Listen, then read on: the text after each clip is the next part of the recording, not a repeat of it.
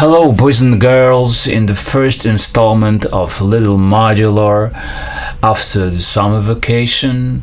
As you can hear, there is a melancholic tone in my voice, but I'm afraid I can't do anything about it, so let's just go straight to the business.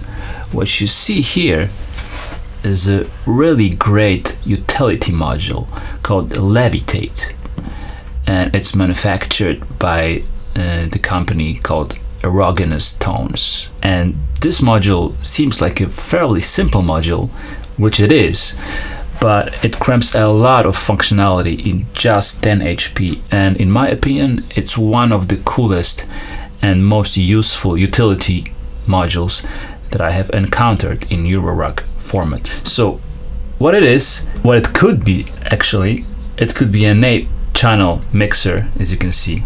So a lot of channels. I haven't seen 8-channel mixer in EuroRAG yet. Correct me if I'm wrong, but I think this is the first one. It could be also 2 4-channel mixers, and in this case the first 4 channels are summed into the output number 4, and second 4 channels, channel 5, 6, 7 and 8, are summed to the 8th channel output. This could be also configured so it's not a mixer at all, so you only get a bank of 8 attenuators with plus or minus 10 volts of DC. If there is nothing plugged into the input, it serves just as an offset, so you get a pure CV out of these outputs. So let me show you how it works. I have some things patched into the inputs. Those 3 first inputs are just some percussion, and this input right here is a synthesizer voice taken from Erika's synth voice right here. And I have configured this module to be 2 4-channel mixers, and you configure the mixer with those 2 switches right here. If both switches are in the upper mix position, you get 2 4-channel mixers. So for example, right now you can see I have this connected to the output number 8, so I only get what's connected to the last 4 channels. In this case it's the synth channel. I can attenuate it, or I could put some gain on it. Now if I would like to have those 4 signals, I would have to switch the output to number 4, and you can hear right here I get a kick, some snare and some random percussion. Now as you can see, there is a LED corresponding to each knob. Now this is super useful thing, because as you might know, in the modular world sometimes it's really hard to say where does the signal come from. You have to, go over the whole patch cable and check where is it connected to, which could be a great hassle, especially if you have so many inputs. And if you leave your patch and come back next day, or God forbid few days later, you are doomed. And right now you can see, just by looking at the LEDs, I know what's connected to the mixer. I know that this is bang, a kick, and this is some kind of hi-hat and some kind of snare right there. So this is super useful, especially during live performance. But let's try to switch this mixer so it's an 8-channel mixer. So I want to have all those signals connected together so I can mix them to one output.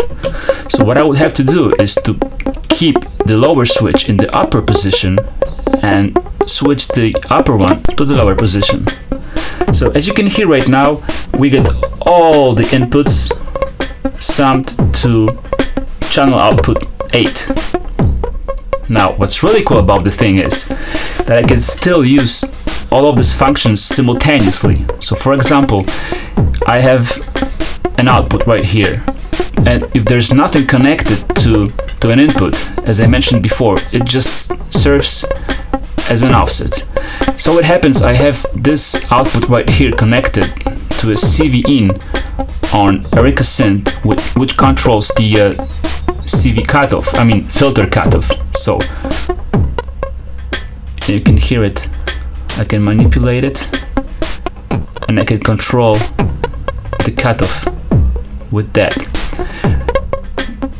Even more, even if there is something connected to the input, you still get a copy of this signal at the output, so you can direct this signal somewhere else to the system. Now there's one more thing that I have almost forgotten about, and that is possibility to switch polarity of a signal on 4 of these channels. If you look closely on the left side of the knobs, you'll see that every other channel number 2, 4, 6 and 8 have a little switch right here. Now if we switch it in the upper position, we are inverting polarity of the signal applied with this knob. So you see the LED turned red, meaning the polarity is inverted. If we switch it back, then you see that the LED became blue, indicating we have switched to standard normal polarity. Nifty. And that's basically it. Doesn't look like much, but if you ask me, this is one of the most useful modules in my system.